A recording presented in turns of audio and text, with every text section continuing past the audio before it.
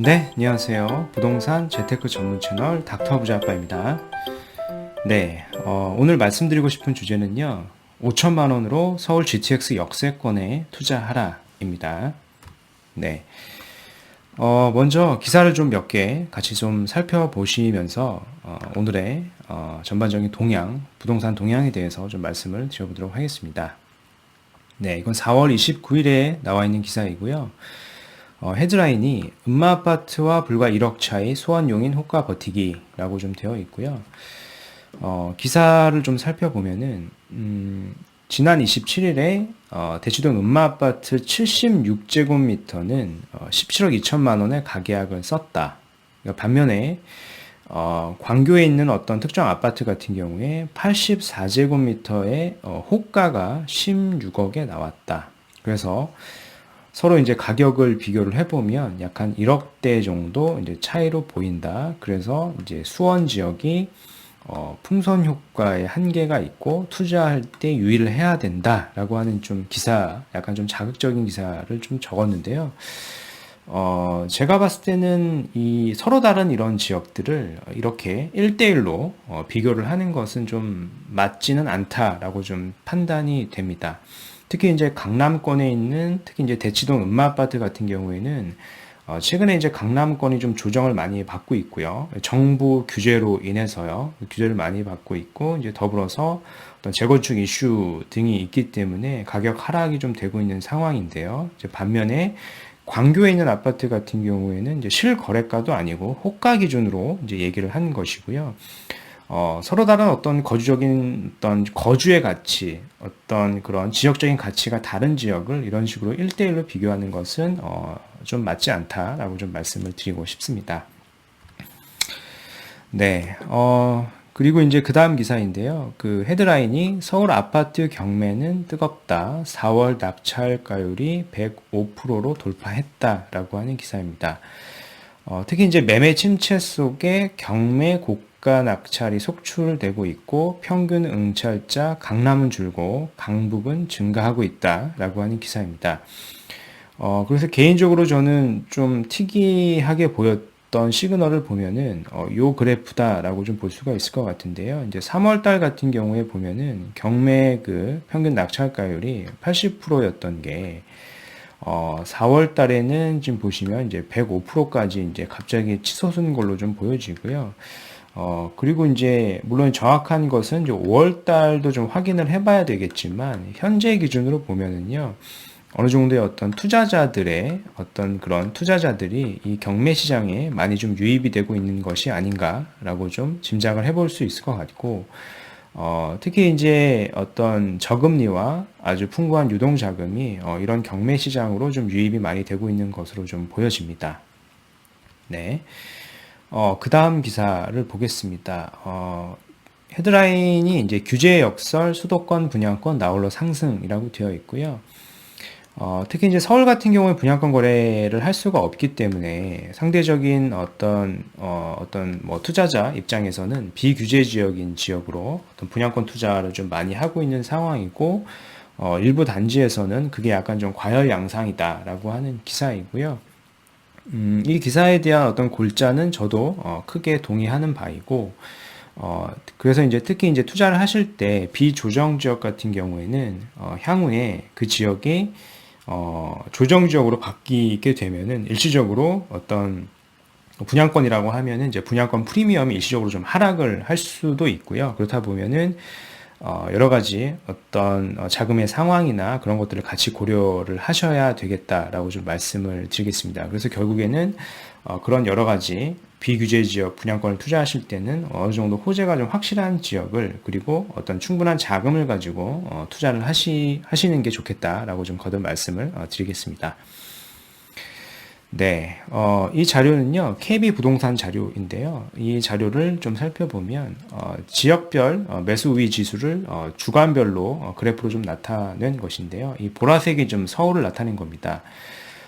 그래서 이제 기존에는 계속 100을 좀 유지를 하고 있다가, 3월 초를 기점으로 해서 이제 계속 이제 하락을 해왔고요. 그래서 4월 13일이 이제 바텀을 좀 찍은 것 같고, 4월 20일에 약간 좀 반등한 수치를 좀 보여주고 있습니다. 정확한 수치를 좀 보면은 서울 같은 경우에 68.3으로 지난주 수준과 좀 유사하다라고 되어 있는데요. 수치로 보면은요, 약간 올라간 거죠. 한 2포인트 정도 올라간 것을 좀 확인할 수가 있겠습니다. 물론 좀 더 정확한 것은 이제 다음 주나 그 다음 주의 자료를 지속적으로 좀 살펴봐야 되겠지만은요, 현재 자료 기준으로 봤을 때는 어느 정도 바닥을 다지고 약간 반등하는 기미가 있다라고 좀 조심스럽게 예측을 해볼 수 있을 것 같습니다. 네, 그래서 오늘 말씀드리고 싶은 지역은요, 연신내 불광이라고 하는 지역입니다. 이 지역 같은 경우에 서울시 2030 플랜을 살펴보면 3도심, 7광역 중심, 12지역 중심 중에서 12지역 중심에 속해 있는 지역이고요. 이 12지역 중심, 여기서 언급된 이런 지역들 같은 경우에는요, 서울시 2030 도시 플랜에서 중요하게 생각을 하고 있고 이들 지역을 좀 거점 지역으로 개발을 하겠다라고 이제 공식적으로 어나운스를 한 거기 때문에 이런 지역들을 좀 집중적으로 보시는 게 다른 지역보다는 좀 더 투자로서 유리하겠다라고 좀 말씀을 드리겠습니다. 특히 이제 연신내 불광 같은 경우에는 서부권에 속해 있고요. 서부권은 크게 행정구역으로 살펴보면 은평구와 서대문구 마포구로 이렇게 이루어져 있습니다. 그래서 이 자료가 이제 제가 작성을 한 자료가 아니고요. 이제 서울시 홈페이지에 가시면 이런 자료들이 좀 있는데요. 이런 자료들 중에서 중요한 내용들 좀 몇 개만 좀 캡처를 해봤습니다. 그래서 이제 상암 수색 광역 중심과 더불어서 오늘 이제 연신내 불광 지역 중심을 좀 중요하게 좀 말씀을 좀 드리겠고요.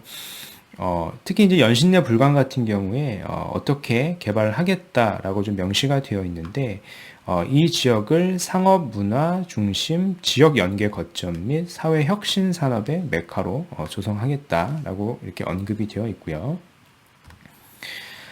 특히 이제 이 지역을 좀 살펴보면 이제 연신내역이 이렇게 있고 그리고 불광역이 있고요. 바로 위에가 이제 독바이역입니다. 현재를 보면은 그 6호선하고 이제 3호선이 지나가고 있고 향후에는 이 GTX A가 지나갈 예정이고요. 그리고 독바이역 쪽에는 보면은 신분당선 또한 지나갈 예정에 있습니다. 그래서 이쪽 지역들 같은 경우에는 역세권 개발이죠. 결국에는 현재 두 개의 노선이 있는데 이들 지역들의 향후에 두 가지의 노선이 더 들어올 거기 때문에 이 역세권 개발로서의 상업 중심지 역할을 수행할 것으로 좀 보여진다라고 좀 보여지고요. 더불어서 보시는 것처럼 이 GTX가 신설이 될 거고요. 연신내와 불광역 쪽 지역들을 이런 식으로 개발을 하겠다라고 서울시 2030 플랜에 잘 명시가 되어 있습니다. 네. 특히 이제 GTX A 같은 경우에 노선도를 좀 살펴보면은요, 이제 연신내역이 역인데, 연신내역에서 이제 한정거장 가면 서울역이고요. 그 다음에 이제 삼성역이 되겠습니다. 그러면은 약 10분대에 강남권에 접근을 할 수가 있게 되는 거죠. 뭐 향후에 물론 이제 언제 개통을 할지는 좀 개통이 좀 늦어지고 있는데요. 뭐 여러 가지 어떤 이슈들이 있겠지만 여튼 향후에 개통이 된다라고 했을 때 굉장히 큰 호재로 작용을 할 수 있을 것으로 좀 보여지고요. 반면에 특히 이 위에 있는 지역들을 좀 보겠습니다. 뭐 대곡이나 킨텍스 운정 같은 경우에도 보면은요, 최근에 많이 시세가 좀 올라가고 있는 것을 좀 보여지고요. 근데 반면에 상대적으로 연신내 같은 지역은 서울임에도 불구하고 이들 지역 대비 최근에 이제 상승세가 그렇게 많지는 않았다라고 보여집니다. 그래서 좀 저평가인 지역이고 소액으로 좀 투자를 하셔도 괜찮다라고 좀 말씀을 드리겠습니다. 네. 그래서 개인적으로 좀 투자를 했으면 좋겠다라고 하는 지역은요, 이 연신내 일대의 역세권 지역으로 좀 보여지고요. 요들 지역들을 좀 살펴보시는 게 좋겠습니다. 그래서 이런 식으로 어떤 다세대 빌라들이 많이 존재를 하니까요, 소액으로 잘 검토를 하셔서 역세권 위주의 아파트 말고 그 빌라에 대해서 좀 투자를 하시는 게 좋을 것 같습니다. 네. 그래서 오늘 이제 결론에 대해서 좀 말씀을 드리겠습니다.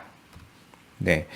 어떤 대치 음마 아파트와 광교 아파트가 1억 차이가 난다라고 하는 이런 기사들은요, 어떤 서로 다른 지역이기 때문에요. 단순하게 어떤 1대1로 비교를 하는 것은 이제 큰 의미가 없다라고 좀 말씀을 드리고 싶고요. 이제 4월 경매 시장의 낙찰가율이 이제 105%로 반등을 했는데, 이는 이런 저금리 그리고 이제 많은 그런 유동성 장에 따른 투자 수요가 아직은 좀 충분한 것이 아닌가라고 조심스럽게 좀 예측을 해볼 수 있을 것 같고요. 특히 이제 수도권의 비규제 지역의 분양권이 투자 지역, 일부 지역에 좀 많이 과열 양상을 좀 보이고 있다. 그래서 향후에 현재는 비규제 지역이지만 향후에는 규제가 될 수도 있기 때문에 이런 것들을 좀 유의를 해서 향후에 호재가 좀 많은 가치 있는 지역을 잘 선별을 하셔서 투자를 하실 필요가 있겠다라고 좀 말씀을 드리겠고요. 특히 이제 오늘 그 서울시 2030 12지역 중심지 중에 한 곳인 연신내 불광을 좀 주목하실 필요가 있겠다라고 좀 말씀을 드리겠습니다. 현재 기준으로 보면 3호선, 6호선이 있고요. 향후에는 GTX-A와 신분당선, 교통 호재 및 역세권 개발이 예정되어 있는 지역이기 때문에요. 소액으로 투자가 가능한 지역들이 있기 때문에 그런 지역들을 좀 잘 살펴보시고 투자를 검토하셔도 좋겠다라고 좀 말씀을 드리고 싶습니다. 네, 그래서 오늘 준비한 영상은 여기까지고요. 제 영상이 도움이 되셨으면 구독하기, 좋아요, 알림 설정 한번 부탁드리겠습니다. 이상 닥터 부자였습니다. 감사합니다.